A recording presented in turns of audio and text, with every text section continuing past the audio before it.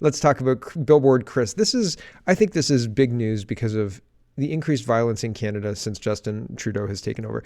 Canada did not used to be a violent place. Canada did not used to be a place where there were a lot of sleazy drug addicts hanging around. Now, there were places that you could go that there were sleazy drug addicts hanging around, even in Guelph, definitely. Downtown, there were certain places that you avoided, but you could go downtown at night in the even mid-2000s, even probably up to 2012, 13, probably. I was still hanging out downtown, I guess. So it wasn't violent. But now, I don't know that I'd go. And now there are a lot more addicts around. And now there are safe injection sites. There's a whole lot wrong with our approach. What's going on, and the bail conditions that are dealing with the criminals who actually commit crime, even worse. And that's resulting in, well, a whole bunch of problems. Here is can't be bought. And they said in the last week, in Vancouver, we've seen a man stabbed and murdered at a Starbucks in broad daylight, people shooting up in the streets, a person assaulting a peaceful protester in front of police. What a mess of a city. Well, there was a man killed for asking a person to stop vaping in front of his child, in front of his family. That's just wild. And in Ontario, we had a 16-year-old killed in an unprovoked assault from a guy who was out on bail after having a warrant for his arrest in Newfoundland and committing multiple crimes in Ontario. This guy was still out on bail and he killed this kid. Unprovoked at a subway. Kid was sitting on a bench, stabbed in the chest. Just unbelievable. Here's footage, just in case you didn't see the footage from yesterday. Here it is. It's I don't know if it's too loud. Here we go. So it's just cowardice from everybody all around. Fuck you! Fuck you! Fuck you! Fuck you! What's up? I'll leave it there. He gets assaulted in the next second. He gets thrown to the ground. Right there. And so pretty wild stuff. And after a lot of pressure, and the Vancouver police were hiding responses to this. And I'll show you that as well. The Vancouver police tweet, "We have launched an investigation into an incident that occurred at yesterday's trans rights rally at Grandview Park. We support everyone's right to peacefully assemble and protest, but we will also hold people accountable for acts of violence and criminal behavior." That's not for the people who are assaulting Billboard Chris. That's for Billboard Chris, unfortunately. I think that we're going to have to see people be sued. But again, I have a really, really hard time trusting the courts. Harrison says, "Citizen journalists get action, film everything. Why do you think the government is trying to ram through C11 so quickly?" Yeah, that video would be scrubbed. We wouldn't be talking about any of this. Everything would be hidden. You would not be allowed to speak. And then what happens? You would not be allowed to speak. Already, they're laying the framework to remove people surgically. And you forget, right? You see somebody look at Amazing Polly. How many incarnations has Amazing Polly gone through on YouTube, on Twitter, et cetera, et cetera, et cetera? She's tenacious, but she keeps getting canceled. And pretty soon it's going to be more than that, right? And I'm not trying to make a threat. I'm saying the government is amping up what they're doing.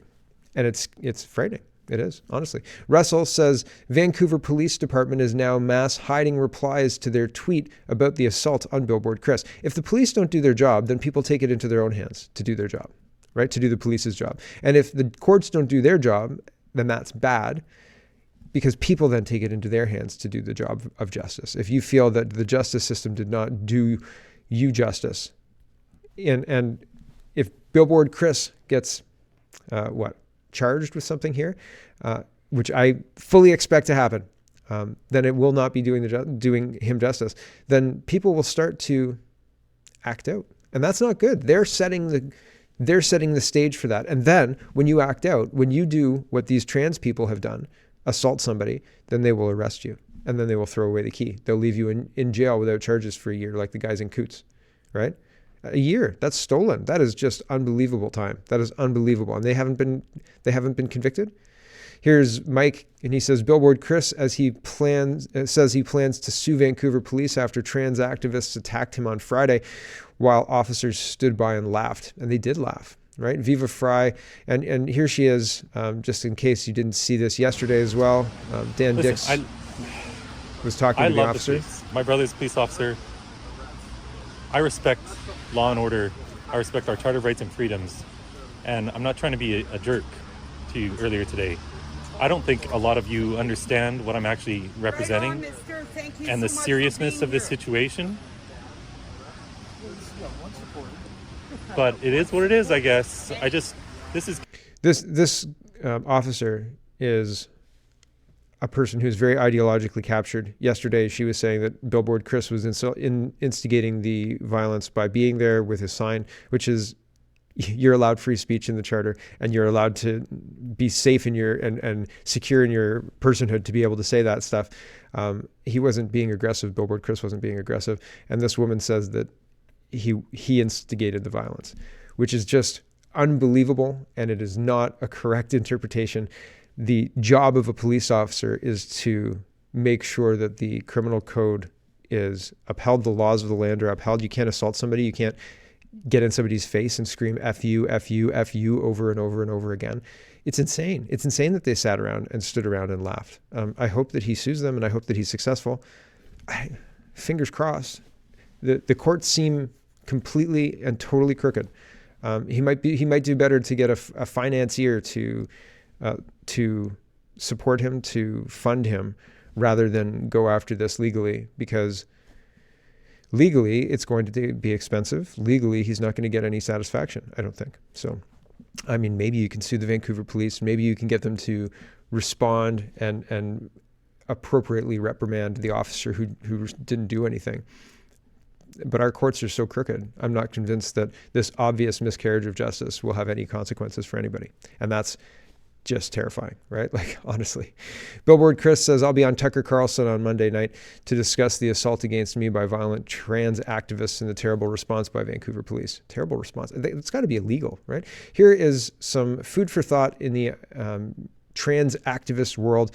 Basically, the tweet from GB News says, the message is clear: subscribe to their ideology or you're fair game. Submit or be killed. That's terrorism. Every sensible person in the West should denounce this evil ideology. And it absolutely is evil, and it is an ideology. It has nothing to do with reality. Men can't be women. That's reality. Sorry. Here is Calvin. There used to be a time when terrorists would be proscribed and condemned. But in the politically correct 21st century West, it seems we're always on the back foot. It used to be said, never negotiate with terrorists. These days, it feels like we give in before demands are even made. Take a look at what happened with Kelly J. Keane on her recent trip to New Zealand.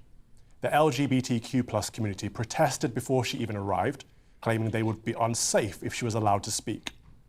Trans activists said they feared for their safety because Kelly J is such a danger to their existence. Kelly J, being the brave women's rights protester that she is, went anyway. What happened? She was attacked. Not only was she abused verbally, but liquids were thrown at her too. She was almost trampled by an aggressive mob. She genuinely feared for her life. Were trans activists in danger from one little woman traveling to say her piece? Or were they playing the victim, gaslighting us all, being cry bullies in order to shut down opposing viewpoints whilst hoping to cause her harm? I would argue it's a totalitarian tactic often used by people who call themselves anti-fascists. They've learned from the fascists they purport to detest by using their methodologies against the rest of us. And then there was the absolutely awful shooting in Nashville. A trans activist shot and killed children and staff at a Christian school. I won't name her because she does not deserve fame, but her actions were evil and immediately followed calls for a trans day of vengeance. Trans activists use hyperbolic language like trans genocide, as if denying their identity is the same as killing them.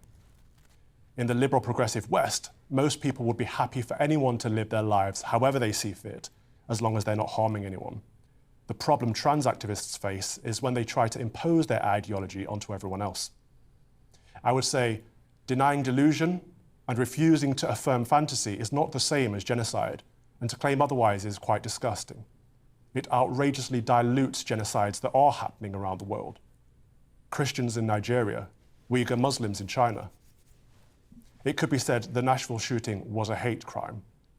There are many who will see. And I'll stop it there. There's about a minute and a half left, but I think he makes a lot of great points. And the idea of negotiating with terrorists, especially terrorists who would rather shoot you than listen to reason, is untenable. It's not something that is a solution to the problem. It exacerbates the problem. Let's talk about government and insider trading. Marco says Trudeau's mocking Canadians. Problem in 2018, the ethics commissioner found Dominic LeBlanc guilty of using his position of power to favor family members. Trudeau remedy?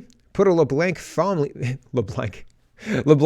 member in the position of ethics commissioner. Easy solve, right? Just make sure the ethics commissioner meetings can happen over the holiday table, right? The shared holiday table, and everything will sort itself out. This guy broke ethics laws? Whatever. It's his sister-in-law investigating him, so it'll be fine, right? It's pretty wild, and Canadians are okay with it because we don't have a long memory, and our press is garbage. Our press is taking money from Justin Trudeau and taking money from the government and not reporting on things that the government frowns at. The SDGs are on a timeline, and it's getting late in the day. So, of course, 15-minute cities are coming to Wellington County, not just Guelph, Wellington County, right? Wellington County could be 15-minute cities. The County of Wellington has used the term complete communities in its country official plan review recommendations report, which has aspects of the 15-minute city concept. And they try and say that the conspiracies around 15-minute cities are overblown.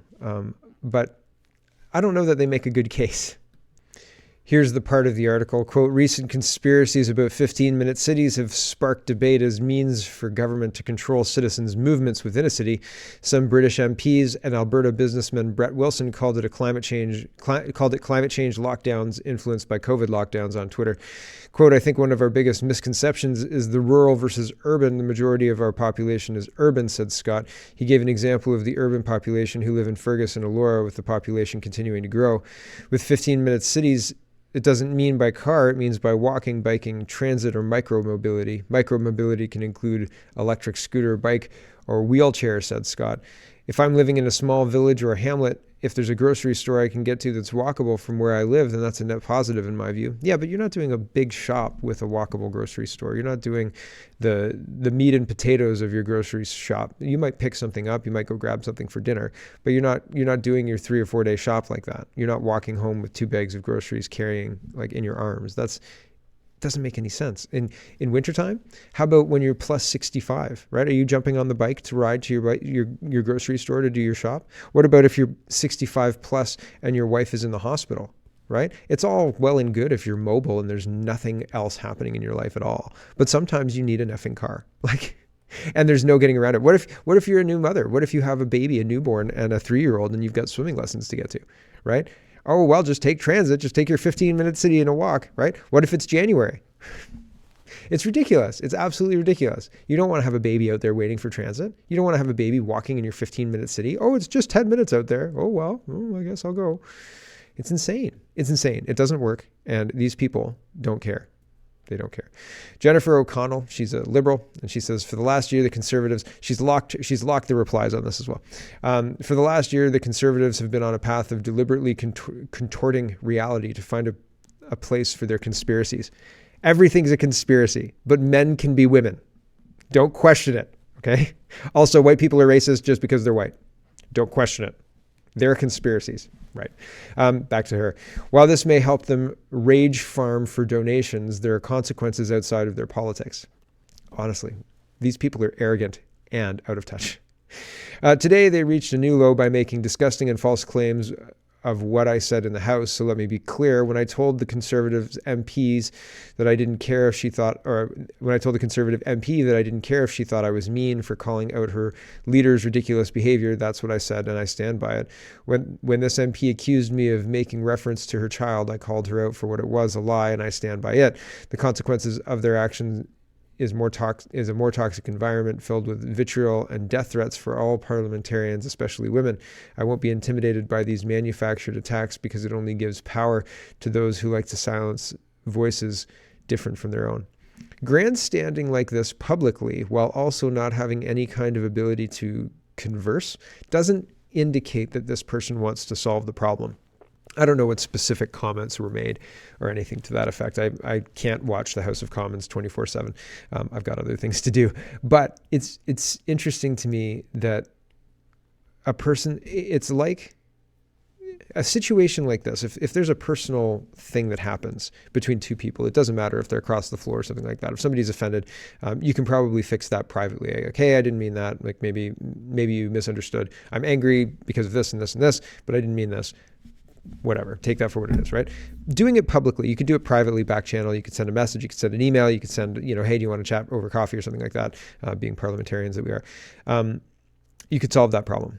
But this indicates that O'Connell, this MP, wants to make political hay out of this specifically and denounce people for conspiracy theories and say rage farm donations. This is not somebody who's trying to solve a problem. This is somebody who's trying to capitalize and hurt people using political rhetoric. That's what's going on here. It has nothing to do with solving a problem or standing by your morals or anything like that. It's nonsense. Absolute nonsense.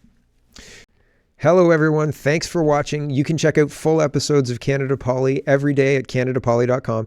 You can also go to CanadaPoly.com and pick up a ticket for a live event. The live event is taking place in Streetsville, and the location will be provided to ticket holders.